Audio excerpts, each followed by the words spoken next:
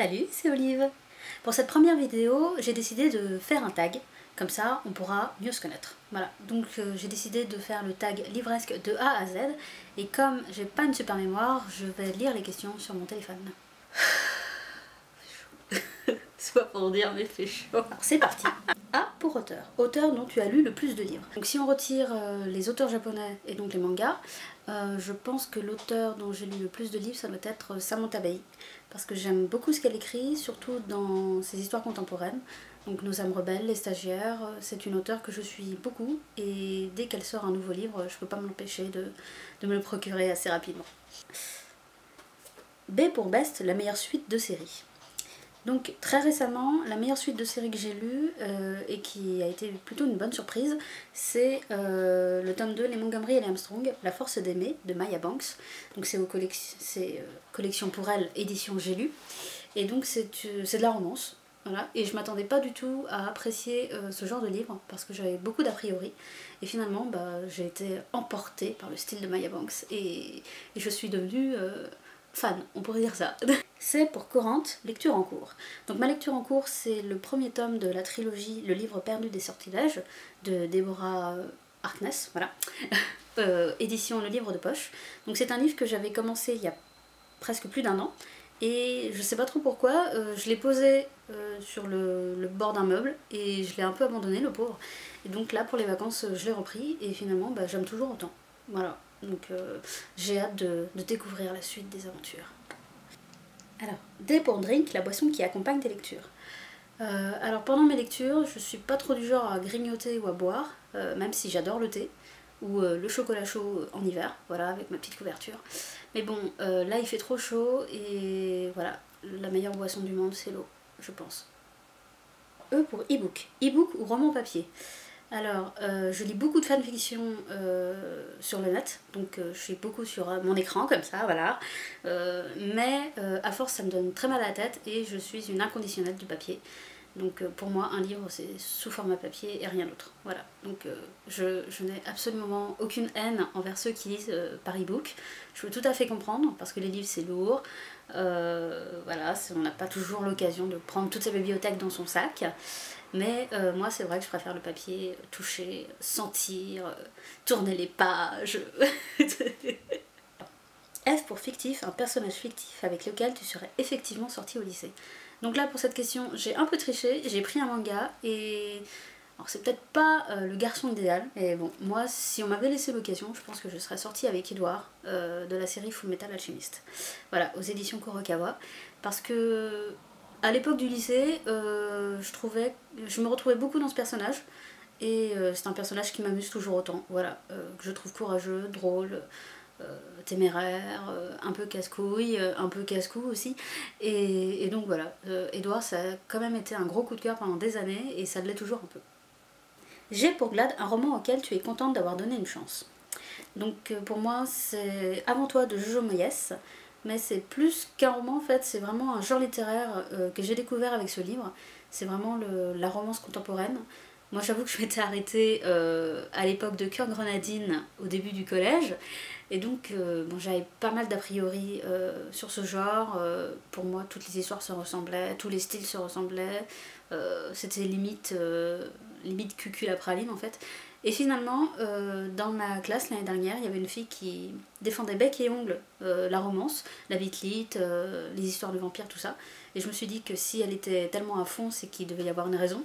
J'ai poussé ma curiosité, j'ai entendu parler de ce livre, et finalement je suis très contente de l'avoir lu, puisque c'est une belle découverte, aussi bien sur le style que sur l'histoire. Et même j'ai été voir le film au cinéma, tu vois. H pour Hidden, un roman que tu considères comme un joyau caché. Alors, pour moi, c'est pas forcément un joyau caché, mais c'est vrai que j'en ai pas beaucoup entendu parler sur la blogosphère, et c'est un livre que j'affectionne tout particulièrement, puisqu'il s'agit de Stravaganza, le premier tome, La Cité des Masques, de Marie Hoffman, et donc c'est à la collection Pocket Jeunesse. Voilà, c'était caché. Et donc c'est un livre que j'ai lu à sa sortie, donc ça remonte quand même à pas mal de temps, j'étais au collège. Et c'est un livre que j'adore relire à chaque occasion, puisque c'est une histoire fantastique où un garçon en fait va tomber en quelque sorte dans un monde parallèle très inspiré de notre Italie, l'Italie de la Renaissance, et pour moi c'est vraiment un bijou ce roman, puisque c'est très bien écrit, on découvre l'Italie, l'architecture, les coutumes et tout ça, et c'est totalement haletant en fait. Et voilà, on commence le livre, on peut plus le lâcher. J pour juste, le roman que tu viens juste de finir. Donc c'est un emprunt à la bibliothèque, il s'agit du premier tome de la série Les Héritières, donc Il était une fois un duc, c'est de la romance, édition J'ai lu, collection pour elle, de Tessa Dare. Et donc c'est de la romance toute bête, c'est une jeune fille qui est dans le besoin et qui va rencontrer un duc et qui va vivre une romance avec cet homme un peu mystérieux, un peu sauvage, et c'était très prenant, voilà, très drôle, j'ai beaucoup aimé, c'était un très bon moment. K pour Kang, le genre de roman que tu ne liras jamais. J'ai pas de genre de roman que je lirai jamais, je pense, parce que je suis très curieuse. Les livres pour moi c'est comme la musique, je lis de tout. Et du moment, même si c'est un genre que je connais pas trop, par curiosité je vais aller voir. L pour longue, le roman le plus long que tu aies jamais lu. Donc, franchement j'en sais rien, parce qu'il y a des livres qui paraissent un peu grands ou gros, mais voilà, de mémoire je dirais Les Misérables, non pas parce que je l'ai lu et que ça faisait plus de 2000 pages, je ne sais quoi, mais parce que j'ai vu dernièrement la dernière version sortie en librairie, et c'est ça quoi, c'est le tome complet, c'est un gros pavé, et donc voilà, de mémoire je dirais Les Misérables, mais je suis vraiment pas sûre. Alors M pour Major, le roman qui t'a causé le plus gros book hangover. Donc le trop-plein livresque, je ne peux plus rien lire après ça. Donc le livre qui m'a vraiment emporté dans son univers, de telle sorte à ce qu'après je n'avais presque plus envie de lire, c'est le premier tome de La Passe Miroir de Christelle Davos, Les Fiancées d'hiver, aux éditions Gallimard, qui se trouve juste derrière moi. Et j'ai vraiment été emportée dès les premières lignes dans cet univers que Christelle Davos avait créé.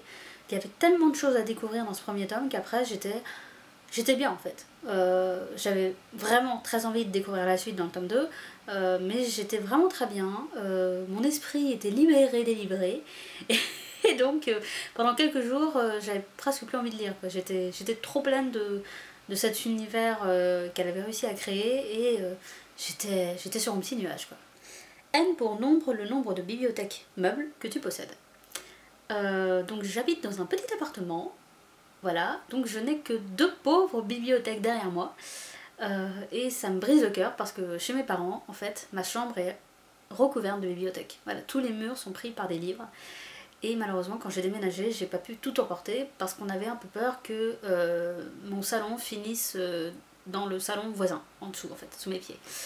Donc là, actuellement, je n'ai que 2 pauvres bibliothèques, et j'essaie tant bien que mal de les remplir sans les faire déborder. Voilà. O pour One, un roman que tu as lu plusieurs fois.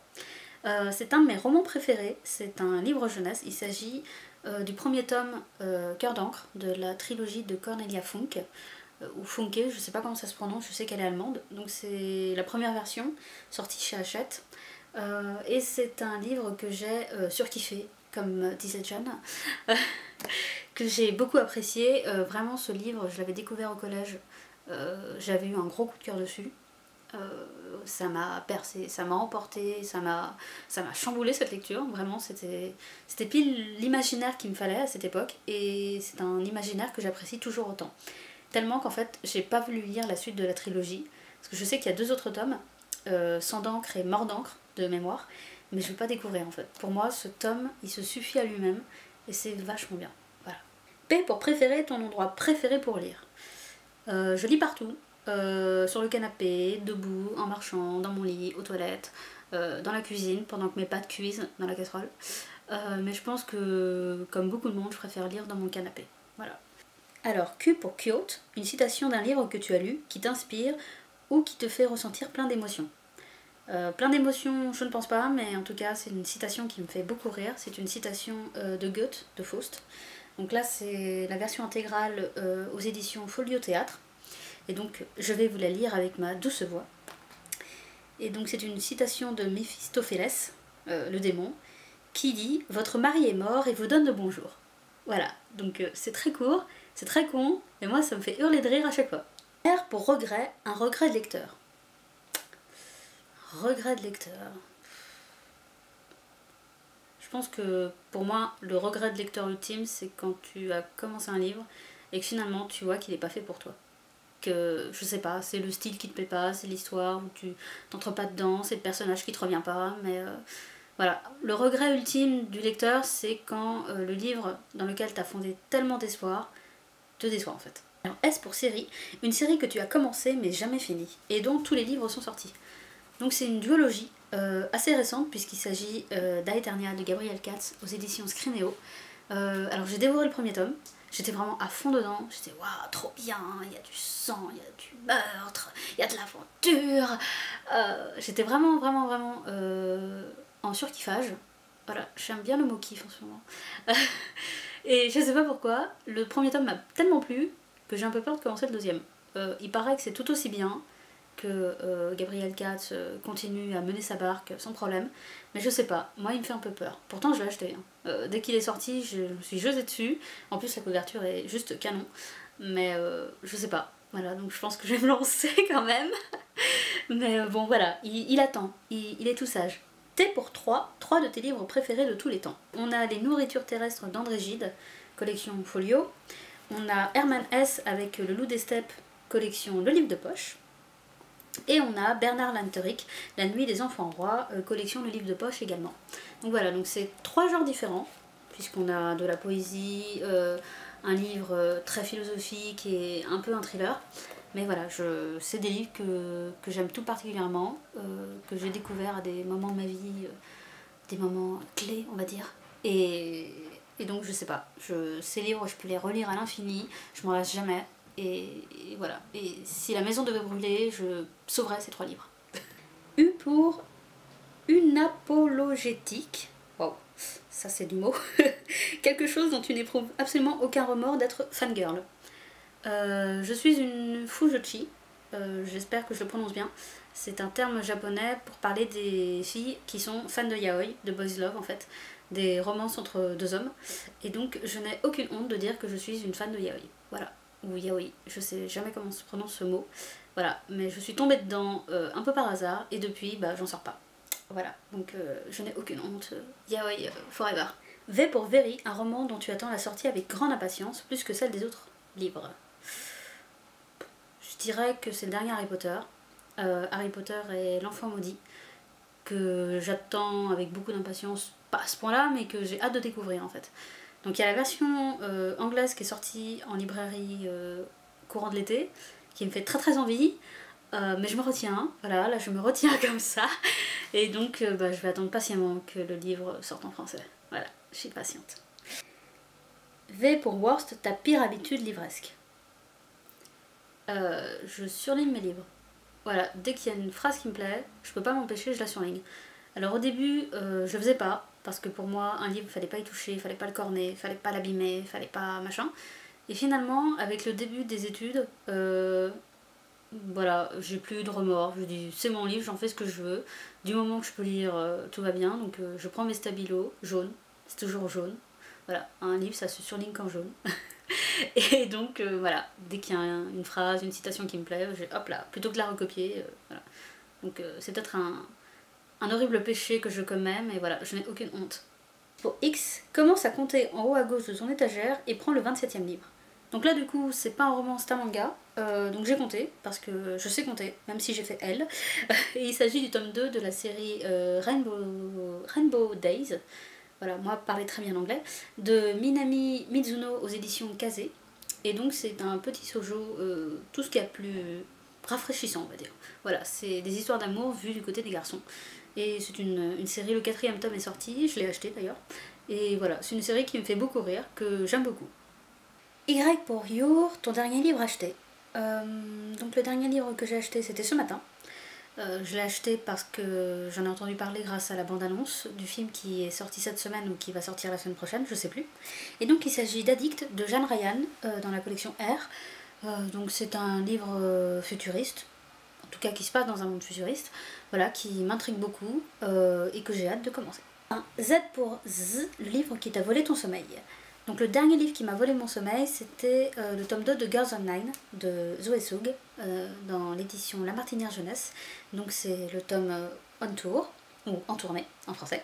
Voilà, je retiens le nom en anglais, c'est merveilleux. C'est une lecture très rafraîchissante, très drôle. Moi j'étais prise du début jusqu'à la fin et j'ai qu'une hâte, c'est de lire le 3e tome. Voilà, c'est tout pour ce tag, j'espère qu'il vous aura plu. Je vous dis à très bientôt dans une nouvelle vidéo. Salut!